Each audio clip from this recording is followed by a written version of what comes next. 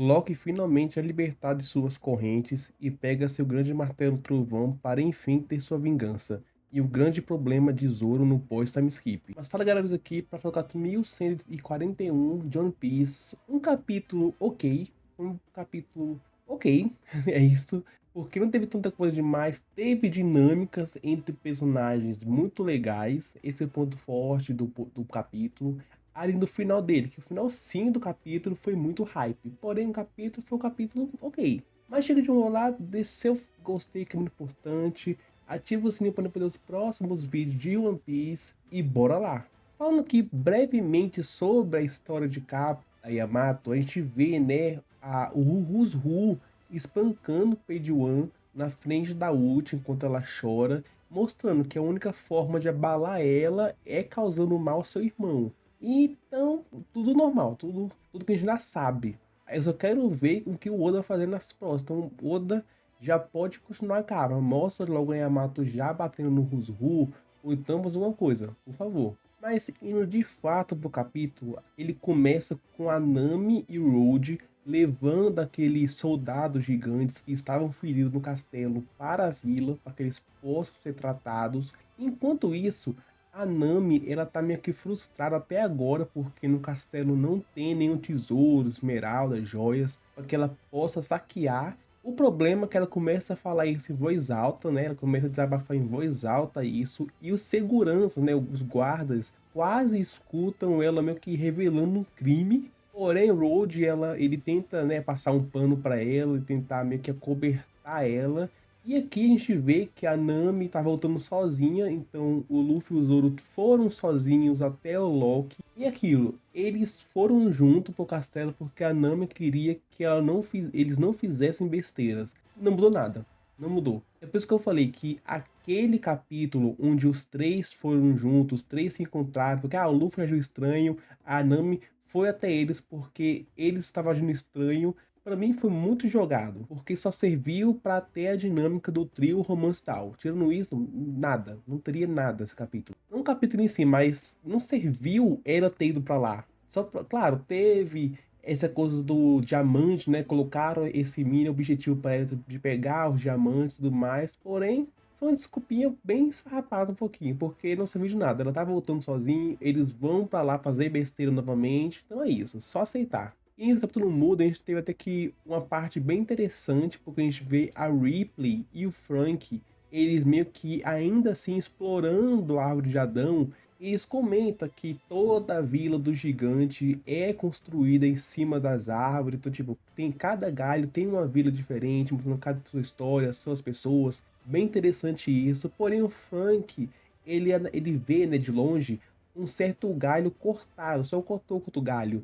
E a Ripley, ela meio que revela que ali vivia a vila de Haugen, que foi destruída porque um raio misterioso caiu naquela vila e começou a incendiar. E como a árvore Adão é uma madeira meio que especial, assim que pega fogo, é bem difícil apagar, então eles tiveram que cortar aquele galho com a vila para que, né, as outras árvores, né, a árvore em si, não pegasse fogo e as outras ilhas, as outras vilas não fossem destruídos. Então é bem interessante isso, porque ela também fala que fogo e raio são os principais inimigos de Elbaf. E aquilo, não tem como não lembrar do homem quando o assunto é raios. E nisso que Elbaf é fraco contra raios, contra relâmpagos, e que um raio misterioso caiu, será talvez que seja a volta do Enel? Será que Enel está tentando voltar para a Terra e acidentalmente caiu esse raio?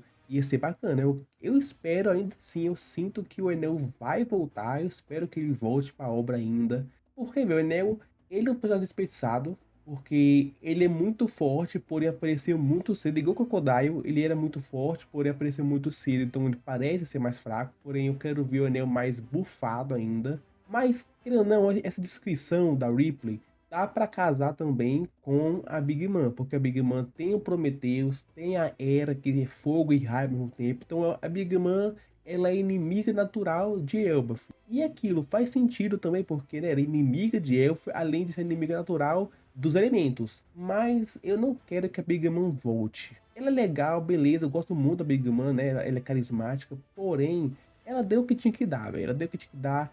Foi derrotada em um ano no Kaido. Eu espero que Kaido e Big Mom não volte mais, porque eles deram as suas atividades, fizeram o que tinha que fazer, perderam, morreram, acabou ali.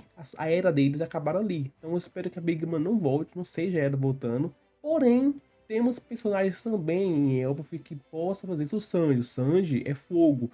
Será que deve ter alguma coisa a ver com ele também? Não a ver com ele, não é que o Sanji vai destruir El, mas será que o Sanji vai ter algum destaque por causa disso? O Luffy controla raios também, então bem interessante essa questão que a Rip colocou. E voltando para a festa, a Nami ela retorna e começa a conversar com o Sop, que tá super bêbado, e aqui a gente teve a cena mais engraçada do capítulo, porque o Sop tá realmente muito bêbado. E nisso, o Jaru aparece e ele meio que tenta apresentar a Nami pro Jaru.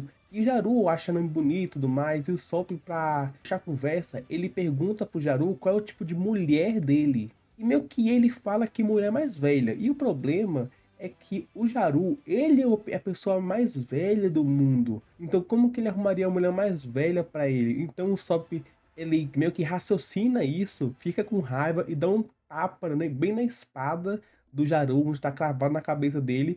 E o velho quase morre. O Dory teve que segurar o Sop. E o Sop mandou o Dory calar a boca. A cena bem engraçada é essa. E o Sop, velho, o Sop, ele manda, tipo, quem tem coragem pra tirar Excalibur da cabeça do velho. Tipo, ele quer que tirem a cabeça.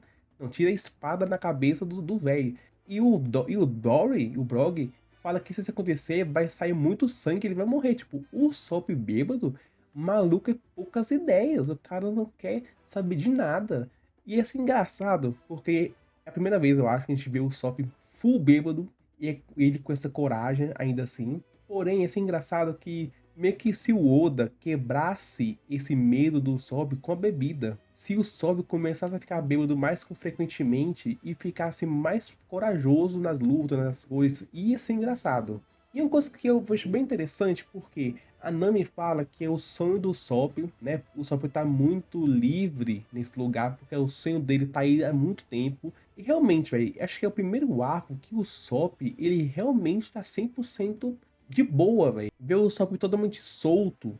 Usava que o Sop, ele meio que, em todo arco, ele fica com o pé atrás. Ele faz as coisas, porém ele tem aquela precaução que não, que ele tá solto, alegre, se divertindo, a guarda totalmente baixa, tipo, tá legal o Sop nesse arco. Mas mudando um pouco de foco, a gente vê a Geld, ela cuidando dos ferimentos dos guardas, que o Road trouxe para ela. Porém, ela acha estranhos os ferimentos, porque foram todos fraturas ósseas. Eles estão muito feridos e tudo mais. E o Road, ele não consegue explicar muito bem o que aconteceu. Então ela começa a desconfiar dele e dá uma surra para que ele meio que conte tudo.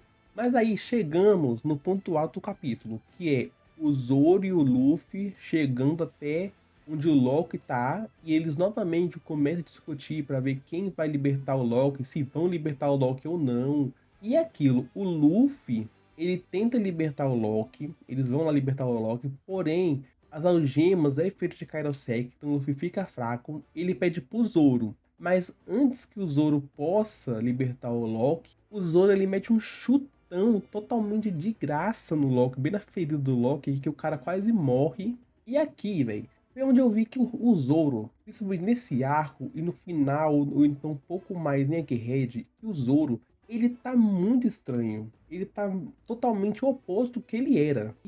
E velho, tá me incomodando um pouco o Zoro. Eu espero que melhore, que o Oda não que seja só agora, por exemplo. Porém, o Zoro, sei lá, velho, o Zoro tá muito estranho. E é aquilo, ele dá esse chute no Loki, falando com a desculpa de que pode ser fingimento do Loki pra querer pegar eles. Pô, o cara totalmente amarrado, sem poder se mexer, vai fingir uma ferida profunda à beira da morte? Como é possível isso? Não é possível isso. É isso que eu tô entendendo, tipo, esse foi um chute totalmente de graça e vai contra a honra e a moral do Zoro. Mas calma que eu vou falar mais sobre o Zoro e sua descaracterização mais pro final. Mas aquilo, depois do chute, o Zoro então decide libertar o Loki, porém deixando assim pelo menos uma corrente com ele de Kairosek para que ele possa se manter na linha. E o Luffy para aproveitar para chamar um médico. E o Zoro, ele aproveita para querer comida também, e ele meio que fala que vai comer aqueles animais que são amigos do Loki. E o Luffy dá outro esporro nele, e né, ele aceita pelo menos rápido dessa vez, que tá errado. E o Luffy, quando vai até o médico, tenta ir até o médico, ele percebe que o Hyruujin e seu bando, junto com o Sanji também, tá caindo meio que do céu em cima do barco, porque eles estão tentando ao máximo impedir o Luffy de libertar o Loki, porque o Road, ele abriu a boca e falou que o Luffy tá tentando libertar o Loki. E o Hyruujin não pensou muito bem e tá caindo pra morte, porém o Luffy salva ele com o Gomu Gomu no Fusen. Nossa, e tem uma cena bem engraçada aqui também, porque o Luffy salva eles com o Fusen, porém o Fusen só ricocheta o barco onde eles estavam, então eles vão cair em outro lugar, e quando eles voltam, eles estão todos machucados, estão sendo bem engraçada. E eles começam a falar, tipo, pro Luffy não libertar o Loki, que o Loki é do mal, que o Loki faz coisas maquiavélicas, que tudo que o Loki fala é mentira. Porém o Luffy faz uma cara bem engraçada de tipo, eu já libertei o Loki. E literalmente eles já libertaram o Loki. Eles falaram tarde demais isso. E o Loki se levanta para surpresa de todo mundo, porque o Luffy achou que ele estava inconsciente. E o Loki é gigantesco. O Luffy parece uma formiga perto dele. O cara não é um gigante normal. E eles levantam com um sorriso de que vai esbagaçar geral. O cara vai bater em todo mundo. Ele pega seu Ragnar, que é meio que uma marreta trovão, um martelo trovão. E aquilo tá fazendo referência ao Mjolnir do Thor, né, e tudo mais. Então, é bem legal e é assim que acaba o capítulo. E bem, já vamos falar aqui sobre as teorias, sobre o capítulo também e sobre essa cena do Loki. Foi a melhor parte do capítulo, sim, mais hype, dá aquele hype pro próximo capítulo, por isso que eu falei que esse capítulo não foi tão interessante assim, porém ele hypa muito pro próximo capítulo, sobre o que vai acontecer, se o Loki realmente vai querer bater em todo mundo. Eu espero que bate pra mim no Zoro, mas eu acho que o Loki, quando ele for fazer alguma coisa, tipo, ele vai pegar o martelo, levantar, e antes dele bater em alguém, ele deva desmaiar por conta dos danos que ele tomou. Não acho que deva rolar alguma luta séria, alguém deve se machucar sério, não acho. Acho que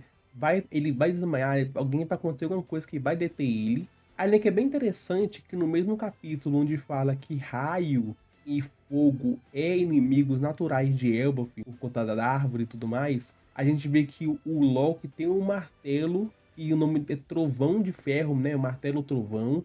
Então talvez essa arma dele consiga meio que lançar raios, que é inimiga de Elbaf.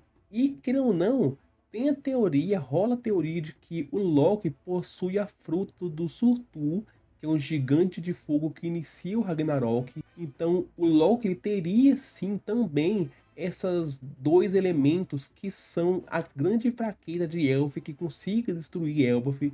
Eu ainda acho que vai acontecer. Eu ainda acho que o Loki deva destruir Elf no final. Acho que Elf no final vai ser destruída. Tipo, ia ser meio que algo novo, porque as ilhas nunca é destruída totalmente, porque eles vão reconstruir e viver novamente. Sim. Porém, eu acho que dessa vez Elf deve ser destruída. Deve rolar o Ragnarok. Os gigantes talvez devem se mudar para outra ilha. Mas agora chegamos na parte que eu quero comentar, que é a grande mudança de personalidade do Zoro, de personagem do Zoro. Porque aquilo, não é de hoje que todo mundo sabe que o Zoro, do pré-time skip pro pós, ele meio que mudou, foi o que mais mudou drasticamente, porque no pré-time skip, o Zoro era mais carismático, ele sorria mais, ele era mais alegre. Agora ele é só Ed, cara fechado, só tem aquele ar de fodão toda hora, porque né, vende. E é aquilo, o cara tem um carisma de uma porta agora. Tá aí, tudo bem. Porém, o Zoro, ele tinha seus momentos no pós-time skip. No começo, ele era isso, só Edizão e tudo mais, sem personalidade. Porém, em um ano, por exemplo, em um ano, eu via que o Zoro tava voltando um pouco às suas origens. Ele tava mais expressivo, ele tava com mais personalidade. Então até que gostei muito do Zoro em um ano, porque ele tava voltando às suas origens. Porém, em Egghead, o Zoro ele meio que estagnou, não mudou muito mais, mas no final de Egghead, o Zoro, ele do nada começou a ficar muito babaca. ele culpando o Luffy, ele não culpando o Luffy, mas ele meio que cagando pra morte do Vegapunk, que foi culpa dele, um dos principais culpados da morte do Vegapunk foi ele, o Zoro, porque se o Zoro não tivesse demorado contra o Lute, eles não teriam que lutar contra o Gorosei no Juro, a Atlas não teria se explodido, eles conseguiriam fugir mais cedo. Então o Zoro teve parcela de culpa sim na morte do Vegapunk, e ele meio que acha ruim o Luffy meio que ficar triste porque o Vegapunk morreu. Então já começou aí. E em Elbaf, tudo, eu acho que em Elbaf tem isso do Zoro, porque uma coisa que eu notei em Elbaf é que o Zoro, ele tá meio que contrariando o Luffy a qualquer momento. É aquilo, o Luffy ele não é o rei da inteligência. Eu sei que o Luffy ele quer fazer muita besteira, beleza. Porém, o Zoro ele não discutia toda hora com o Luffy, tá brigando muito com o Luffy, por exemplo. O Luffy, qualquer coisa que o Luffy vai fazer, o Zoro tá contrariando ele. Isso não era normal do Zoro. O Zoro, ele contrariava o Luffy, ou então dava aquele puxão de orelha no Luffy, quando era realmente uma coisa que mudaria tudo. Que ia realmente mudar tudo. Quando o Sop meio que fugiu do bando, saiu do bando no caso, teve aquela briga, ele deu aquela postura, discordou de todo mundo, beleza. Quando eles chegaram no Novo Mundo, lá em Punk Hard, e o Luffy tava brincando, ele dá aquele puxão, falando que o Novo Mundo é algo sério. E também quando o Luffy queria invadir Marijoa para salvar Vivi, ele fala que não, ele contaria, beleza, tipo, tem muito certo que ele fazer isso, que funciona muito bem. E é legal. Porém, é que tudo que o Luffy vai fazer, se o Luffy for no banheiro, ele vai contrariar o Luffy. E tipo, pô, Zoro, tá de sacanagem? O Zoro não era assim, tipo, quando era algo normal, o Zoro ia junto. Aqui o Zoro toda hora contraria o Luffy, contraria o Luffy.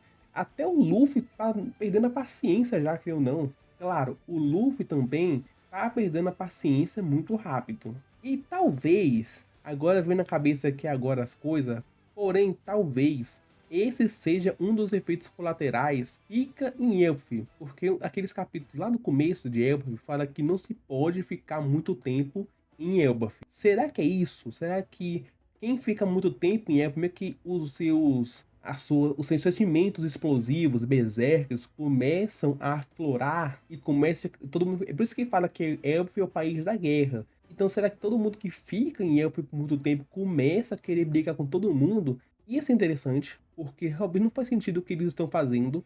E o que me deixou mais pistola da vida nesse capítulo foi o Zoro chutando o Loki. Por quê? Assim, todo mundo fala assim, mas o Loki não era confiável, todo mundo fala que o Loki é ruim, então o Zoro fazer isso é meio por precaução, é de boa. Sabe quem também era xingado toda vez pela vila todinha? O Oden. O Oden, pô, todo mundo conhecia o Oden. O Oden não era o que todo mundo falava, mas o Oden, ele era xingado por todo mundo da vila. Todo mundo da vila do Oden não gostava dele, desde criança. E o Oden não era do mal. Então eles, do ponto de vista do povo de Elf, o Loki é o que do mal. Mas o Loki nunca mostrou nada de maldade, não, não. E o Zoro chutar alguém, se o Loki tivesse normal, até beleza. Porém, uma das coisas que o Zoro tem honra é de não machucar alguém ferido ou alguém que tá amarrado.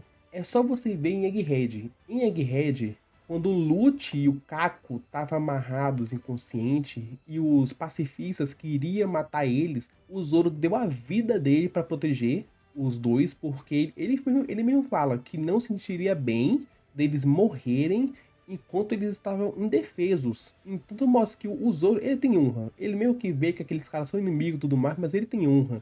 Quando a Nami começa a bater na York, porque a York ameaça a Robin, o Zoro meio que protege a York, né, para a Nami, porque ela fala que a York tá desarmada. Então você bater em alguém desarmado, o Zoro meio que é covardia. Porém, e o Zoro aqui, ele faz isso porque sim. Esse que é o problema. O Zoro, ele foi contra tudo que ele falou, tipo, todo o anime. De bater em alguém que não, que tava indefeso do mais. O Zoro, ele é alguém rígido. O Zoro é alguém que, né, é duro. Ele é aquele pessoa mais séria, que não vai confiar facilmente na pessoa. Porém, ele não é alguém totalmente frio. Não é totalmente frio. Ele, quando vê alguém meio que indefeso, alguém que realmente tá amarrado, tá indefeso, precisa de ajuda, ele vai lá e ajuda. E o caso do Loki era para ele também ajudar, mas não, ele quis chutar, tipo, esse chute foi completamente desnecessário, esse chute do Loki, do Zoro pro Loki. E pra mim, realmente, me tirou um pouco do personagem. O Zoro, pra mim, ele nesse arco de Elf, é por isso que eu falei que talvez possa ser por causa disso, que eles estão ficando muito tempo em Elf. Mas até não ser revelado isso, pra mim o Zoro tá porre nesse esse arco. Um porre. Pra mim, sei lá, o que era o Sanji lá na Ilha dos Homens Peixe, que era toda hora sangrando o nariz, tá sendo o Zoro agora. Porque o Zoro, cada capítulo que passa, ou ele tá brigando com o Luffy, ou tá fazendo nada, ou tá questionando tudo. Então, tipo, o Zoro pra ler tá muito chato. Mas aqui foi mais um desabafo do Zoro mesmo. E é por isso que quando eu falo que o Loki, se for bater em alguém, eu espero que bata no Zoro, pra ter uma vingança pelo menos. E eu achei bem legal. Mas foi essas minhas considerações do capítulo. Foi um bom capítulo. O final foi muito hypado, foi muito legal ver o Loki, né, levantando finalmente pra querer sua vingança. Felizmente, no caso, vai ter capítulo semana que vem. Talvez mostre um pouco dos Cavaleiros Sagrados, o que eles vão fazer, o plano deles, porque, querendo ou não, eles querem pegar as crianças. Eles estão na escola já. Quem tá na escola é a Robin, a Bonnie e o Chopper. É os que estão mais próximos lá, que estão na biblioteca. Então, se talvez role uma luta entre eles, é bem interessante. Mas eu quero saber de vocês, o que acharam do capítulo 1141 de One Piece? Gostaram? Comenta aqui embaixo. Mas o vídeo vai ficando por aqui. Não se esqueça, se você gostou, é importante, se inscrever no canal, de se inscrever no canal, assim vai estar ajudando. E ative o sininho para ver os próximos vídeos. Obrigado e até a próxima.